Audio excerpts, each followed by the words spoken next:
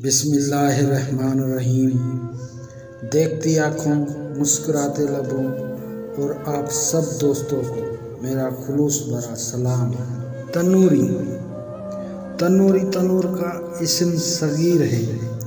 کوئی 50 برس پہلے دیہاتی گھروں میں توے پر روٹیاں پکانے کا رواج بہت ہی کم ہوتا تھا۔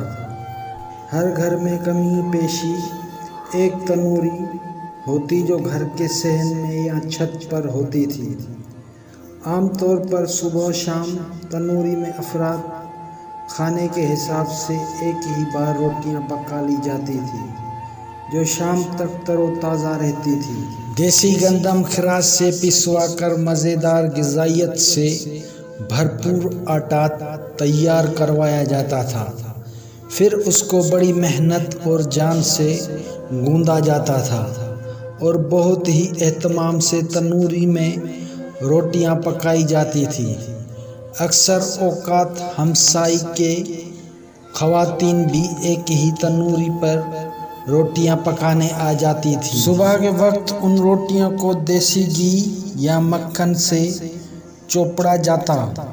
کبھی کبھار روٹی کے اوپری پرت میں سوراخ کر کے اس میں دیسی گھی یا مکھن ڈال کر روٹی کو دوبارہ تہہ کر دیا جاتا تھا۔ اس سارے عمل کو چونگا لگانا کہتے تھے جو بہت ذائقے والا ہوتا۔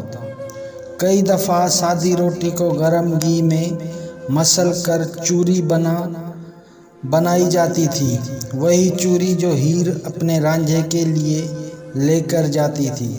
تنوری کے گرم گرم روٹیوں کے ساتھ بھنڈی، توری، بھرے کریلے، آم اور دودھ کی لسی بہت ہی مزے دیتی تھی۔ بارش کا موسم ہوتا تو دوپہر میں آٹے میں بیسن، پیاز اور ہری مرچ ڈال کر میسی روٹیاں پکائی جاتی جو چانے کی لسی کے ساتھ عجیب مزہ دیتی تھی۔ بعض اوقات آئے میں گڑ ڈال کر میٹھی روٹیاں پکائی اور کھانے کا شوق پورا کر لیا جاتا تھا۔ گھر کے چنگیر کبھی بھی روٹیوں سے خالی نہیں ہوتے تھے۔ اماں کہتی تھی، پترا، بھرے گھر کے چنگیر کبھی خالی نہیں ہونے چاہیے، نہ جانے کب اور کس وقت کوئی بھوکا آ جائے، روٹی ہو تو سالن مل ہی جاتا ہے۔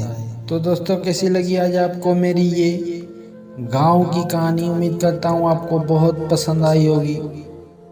پلیز میرے چینل کو سبسکرائب کر دیں، میری ویڈیو کو لائک کر دیں اور کمنٹ میں اپنی رائے کا اظہار ضرور کریں۔ ملتے ہیں نیکسٹ ویڈیو میں، تب تک کے لیے دیجیے اجازت۔ اللہ حافظ۔